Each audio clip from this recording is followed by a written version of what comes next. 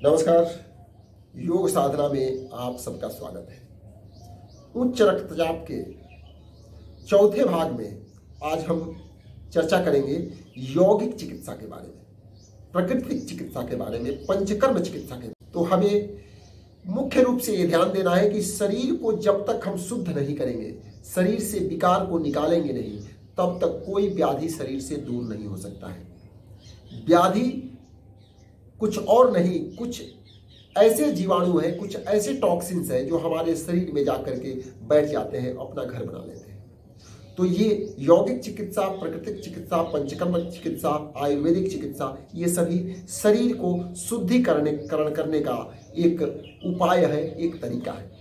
तो यौगिक चिकित्सा में सबसे मुख्य चिकित्सा जो है वो वस्ती कर्म को आज के आधुनिक युग में एनीमा के रूप में लिया जाता है। तो आप नित्य प्रति, यदि आपको कंस्टिपेशन है, यदि आपको गैस की समस्या है, यदि आपके पेट के निचले भाग भारी हुआ करता है, तो आप एनीमा अवश्य लीजिए। एनीमा से आपके शरीर, आपके आंतों में जो विकार रहता है वो विकार बाहर निकल जाता है। तो यौगिक चिकित्सा में सबसे मुख्य चिकित्सा आप एनीमा, और एनीमा के लिए एक अलग वीडियो है जिसको हम आपको लिंक दे दिया जाएगा, डिस्क्रिप्शन बॉक्स में लिंक आपको मिल जाएगा। तो एनीमा का सहारा अवश्य लीजिए। दूसरा है मिट्टी पट्टी। मिट्टी का कोई भी मिट्टी ले ले, हो सके तो चांद में, रात में, चांदनी रात में उसको भिगो करके रख दीजिए। उस मिट्टी को आप किसी भी कपड़े में लपेट लें, पतला करके, बहुत ज्यादा मिट्टी नहीं, छोटा सा पतला, इतना मिट्टी उसको पतला बना करके, और अपने नाभि से नीचे, इसको श्रोणी प्रदेश कहते हैं या पेड़ू कहते हैं, इस नाभि से लेकर के और नाभि से स्वाधिष्ठान चक्र के बीच में एक कपड़ा में लपेट करके यहीं पर ठंडा मिट्टी पट्टी रख दें। उसको कहीं ठंडा नहीं करना है, आप चांदनी रात में रखेंगे, अपने आप वो ठंडा रहेगा। तो फिर है कि चांदनी रात में रखेंगे तो सुबह लगाने में मुश्किल है। चांदनी रात में एक दिन रख दिए, दूसरे दिन उसको छाया में रखिए और शाम को उसको लगा लीजिए, लगाकर सो जाइए। अन्यथा कभी भी आराम करते समय 2 घंटे, 2.5 घंटे, और नहीं समय मिले तो 1 घंटे तक लगाकर रखिए। यदि ये संभव नहीं हो रहा है तो आप एक कॉटन टॉवेल, सूती जो गमछा होता है, उस गमछा को ठंडे पानी में डुबोइए, उसको निचोड़ करके उसको फोल्ड करके और अपने पेड़ों पर रखिए, और फिर उसको किसी चादर से ढक दीजिए या बांध करके थोड़ी देर लेटिए।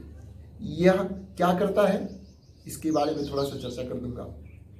जब हम ठंडे पट्टी को देते हैं तो वहां से रक्त का संचार दूर होता है, वहां पर से जो विषाक्त रक्त है वो आपके हृदय की तरफ जाएगा और उस रक्त का शुद्धिकरण होगा। इसलिए ठंडा पट्टी बहुत ही आवश्यक होता है। हो सके तो अपने सर के ऊपर भी ठंडा कपड़ा ऐसे बांध करके रख सकते हैं। अगला, आप गीली पट्टी के साथ साथ आप धूप स्नान भी बहुत ही लाभदायक होता है। आप सुबह का धूप सेकिए, न कि उसकी गर्मी को लीजिए। तो गर्मी को नहीं लेना है तो सुबह ही आपको धूप में जाना पड़ेगा, खुले जगह पर और कम वस्त्र के साथ, और अथवा हल्के सूती वस्त्र पहन करके आप बाहर खुले हवा में, धूप में थोड़ी देर अवश्य रहें। तो ये रहा यौगिक चिकित्सा और प्राकृतिक चिकित्सा के बारे में। पंचकर्म चिकित्सा में एक विरेचन क्रिया है। विरेचन क्रिया का आप सहारा ले सकते हैं। कहीं भी पंचकर्म या आयुर्वेद के ट्रीटमेंट का प्रावधान, ट्रीटमेंट का सेंटर हो, केंद्र हो, वहां पर जाकर के आप विरेचन क्रिया का लाभ ले सकते हैं। वहां पर सलाह लेकर के आप विरेचन क्रिया द्वारा अपने पूर्ण पाचन तंत्र को शुद्धिकरण कर सकते हैं। ये भी उच्च रक्तचाप में बहुत ही लाभकारी होता है। तो ये रहा आज यौगिक चिकित्सा, प्राकृतिक चिकित्सा और पंचकर्म चिकित्सा के बारे में। अगला भाग में हम फूड हैबिट्स के बारे में बताएंगे कि हमें भोजन क्या करना चाहिए, उच्च रक्तचाप में भोजन हमारा कैसा होना चाहिए। चलिए, नमस्कार।